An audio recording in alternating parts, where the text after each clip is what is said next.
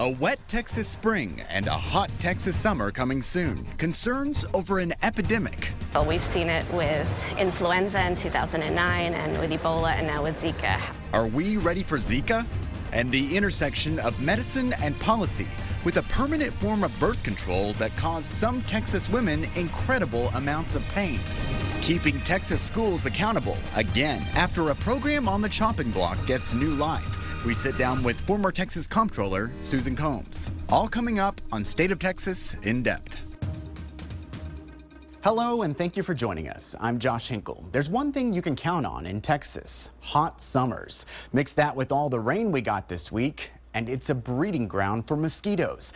And this summer, that brings to mind a new concern: the Zika virus. The issue gained national attention this week, too, with Congress taking up a Zika bill. And here in Texas, experts predict an outbreak in June or July, especially along the Gulf Coast. Here's KXAN's Phil Prazen. The best way to defend against Zika is to get rid of mosquitoes. State workers aren't the ones out in the field spraying. That's up to local health departments, and in Central Texas, they're usually opposed to it because of chemicals in the spray. This epidemic from hell, and it's coming in June and July, and it's May 17th. We ought to be gassing up the trucks rather than talking about buying some trucks. At a Senate committee hearing on the issue, lawmakers learned that Texas is more vulnerable than they originally thought. We don't yet know. Dr. Catherine Epps, representing the Texas Medical Association, expressed concern that there isn't an OBGYN on the infectious disease task force. This for a disease that disproportionately impacts pregnant women. Diseases are sexually transmitted, obviously makes women who are pregnant particularly at risk. There remains a lot of questions. Who should we test for the disease and how? Does an infected pregnant woman always transfer the disease to the child? A lot of work still ahead. More knowledge about the disease and funding to be able to prevent mosquitoes from making it active and endemic in Texas, which we anticipate will happen. Phil Prazen, KXAN News. We know all 34 Texans who got Zika were infected while traveling in Central and South America. Health officials say someone becoming infected from a mosquito here in Texas would be a game changer. So how do we stop the virus? The USDA wants your help. The agency has an invasive mosquito project. The federal government wants schools and even families to collect mosquitoes and their eggs and upload information to researchers. This could be a warning sign. We know this Aedes aegypti is definitely a prime suspect, but there's still a lot of other mosquito species out there. So any information we can be gathering as fast as we can, as broadly as we can, is going to really help the situation if it turns into a serious situation. You can find a link on how to get involved with the project on KXAN.com. Texas Republicans have their marching orders for the next year, and for the first time, members at the party's state convention actually voted on each plank of the platform. That way you could see how popular some proposals were. Topics like opposing gay marriage had a majority of support, but several thousand members opposed the party plank. I think that was a good idea for transparency's sake to see how popular things are. And as it happens, we roughly have the same platform we've had in previous years, but nothing failed. Everything passed and by a 2/3 margin or greater. And here's something. It was an interesting week for Texas' own Twitter laureate, State Supreme Court Justice Don Willett. In the past, he sent dozens of tweets mocking presumptive Republican presidential nominee Donald Trump. But now Trump has included Willett on a list of potential United States Supreme Court justices. Willett said it was an honor being named alongside many exceptional jurists. Next, thousands of women, many here in Texas, have chosen this device for permanent birth control. But some leaders in Washington are looking at the possibility of pulling it from the market. And a little later, more than a year after she stopped managing the state's money, she's using her own money to help Texas families. Former Comptroller Susan Combs with the return of her major initiative. Next on State of Texas in Depth.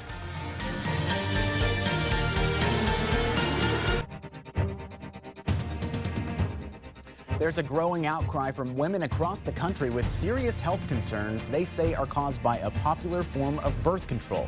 It's called Essure, a permanent birth control device women can get during a quick doctor's office visit, no hospital or surgery required.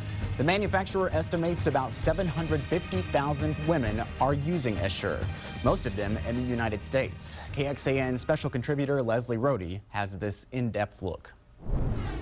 Since Essure was approved by the FDA in 2002, the agency says around 10,000 women have reported health complications after having it implanted. Some women said they've experienced things like severe abdominal pain, chronic fatigue, and migraine headaches. Some lawmakers in Washington want it off the market, and the FDA is now taking a closer look. I met two Austin area women who got Essure and say they haven't been the same since. Being a mom takes a lot of energy, but for 29-year-old Angela Otwell, it's a daily struggle. I go to the grocery store, and that's about it. Fatigue? A ton of fatigue. She blames that fatigue on the birth control device Essure she had implanted January 2015. She had just delivered her second child and wanted permanent birth control. Angela's last pregnancy had been difficult due to an autoimmune condition she has, but she claims those health challenges cannot compare to the physical and emotional pain she has endured since she got Essure. It started with an ovarian cyst rupturing just 5 months after she had the device implanted.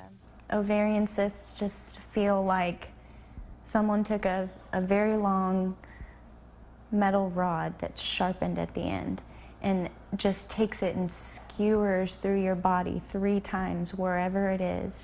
Doctors insert the small Essure devices into the fallopian tubes through the cervix. Within 3 months, scar tissue grows around the coils, creating a barrier that prevents sperm from reaching the eggs.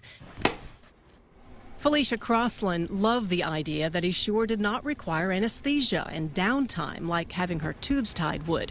So she opted for the devices after her second child. In the years since, she says her daily routine has been filled with fatigue, bloating, and severe menstrual pain. What happens most nights is there's this incredible pain that builds in my pelvis, and it actually works its way down my legs. And I would like to say that it was something as simple as a pinched nerve, but I really don't think it is. Felicia and Angela are some of the more than 1,400 members of this Facebook page where Texas women discuss complications they've had since getting Essure. Some went to Washington last fall to testify before an FDA panel.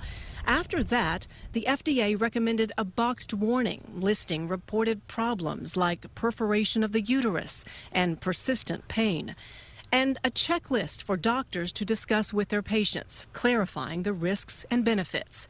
A bipartisan group of U.S. lawmakers introduced the E-Free Act, hoping to pull Essure off the market. But the manufacturer claims it's still safe. The data around the safety and efficacy of Essure has been examined within the company, and it's been examined by the FDA, and the data does not support the idea of taking it off the market. Even in the latest statements from the FDA, they stated that for the majority of women, Essure is a good option. At 35, Felicia says her only option now is a hysterectomy, a complete removal of her uterus, the only way her doctor told her he could take out the birth control device. What would you like to see happen with Essure? I would love to see Essure completely removed from the market. They're all bills from hospital visits, ER visits. Angela says she struggles to pay medical bills she blames on Essure. She also hopes for a hysterectomy and the energy to be the kind of parent she says her children deserve. Yay! I dream of taking the kids to Disney World. I just hope I get that opportunity. Angela and Felicia both admit their local doctors have not definitively linked their health problems to Essure, although the women claim their troubles began or intensified dramatically after it was implanted. The women tell us they don't blame their doctors. They blame the device. Keep in mind, in the clinical trials done before Essure was approved, Less than 4% of women reported long-term problems. Still, some women and lawmakers believe that small percentage should have been enough to keep it from ever hitting the market. Leslie Rohde, KXAN News. Thank you, Leslie. For a better look at the possible federal regulation of Assure, I'm joined by Mark Meredith, our correspondent in Washington, D.C. Mark, what's the FDA's timetable at this point? Josh, they've really been trying to figure out exactly what they can do next. Right now, they just got done soliciting language for a warning label that will go onto the box. But this is going to be a process that takes a lot of time because, of course, they want to make sure they evaluate the information they're putting out there. They're also asking for Bayer to do a long-term study on the effects of Assure, and that's a process that could take several years. How do you expect Congress to react to this? Well, that bill that we talked about is going to be still in the House right now. It was introduced last year, but it really didn't move forward at all. You can imagine how many bills come before the House that let alone get a hearing or a vote. But this is an issue that the congressman we spoke with from Pennsylvania says he's adamant about keeping in the headlines. But of course, right now, Congress getting set to go on break. We don't expect any action anytime soon. Could Assure realistically be off the market at some point in the future because of these complaints from women? It's not a possibility really anytime soon because the FDA has continued to say they've evaluated. It's been on the market now for more than 10 years. They don't see it going off the market. I asked the makers of it, Bayer, whether or not they had any plans to change it or pull it off voluntarily, and they said no because they point to the number of success cases that they've had that they don't feel any need for change at this point. Mark Meredith in Washington, D.C. Thank you, Mark. Coming up, your taxes and your child's school. The million-dollar question in Texas, what actually works? Ahead on State of Texas In-Depth, I speak one-on-one with former Comptroller Susan Combs as she launches a program to keep Texans informed.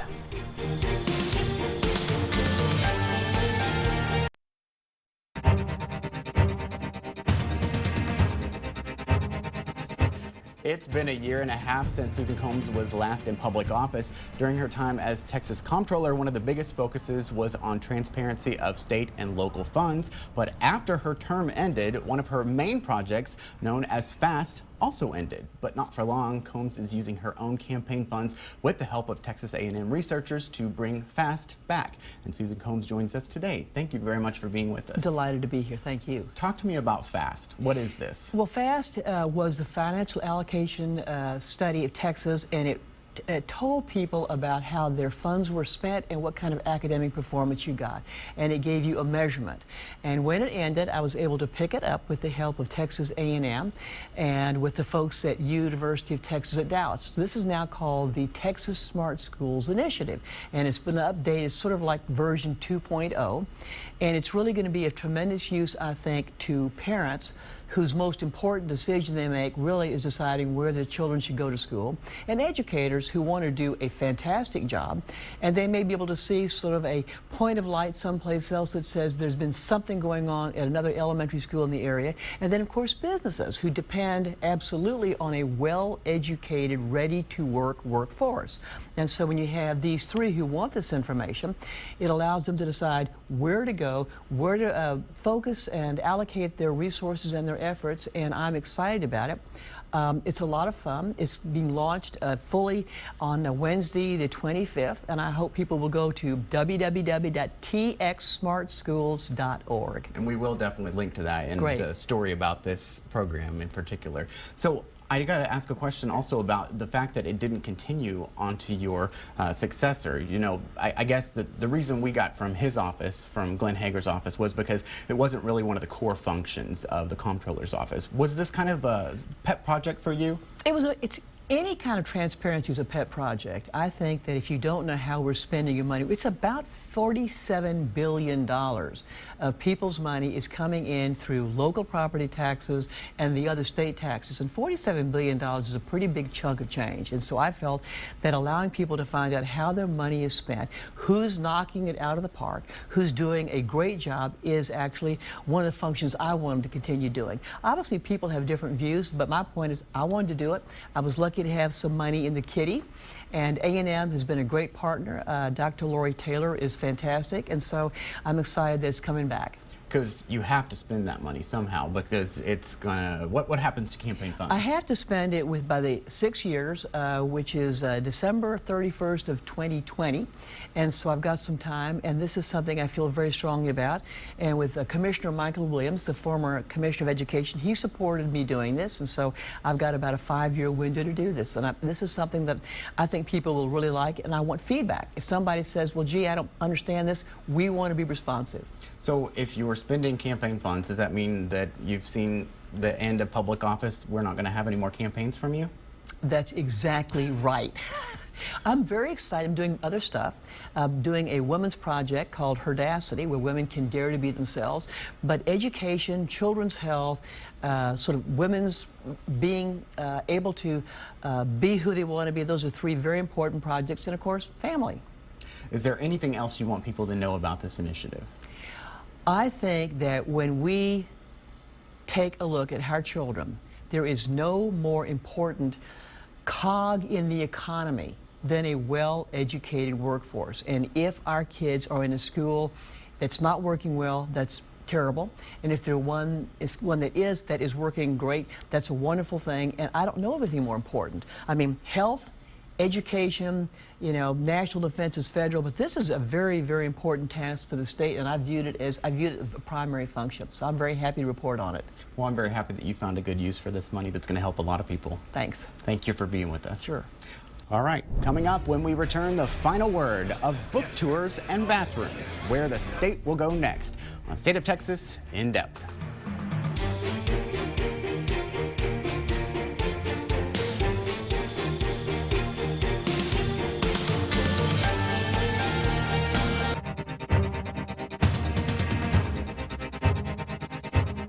A final thought this morning from our governor, who this week tweeted JFK wanted to send a man to the moon. Obama wants to send a man to the women's restroom. Not quite what he meant, telling the nation's schools to allow transgender students to use the bathroom that corresponds with their gender identity. It obviously doesn't correspond with the views of Republican leaders like Governor Abbott. Good timing for his talking point, though, as he launches a 2-week tour for his new book.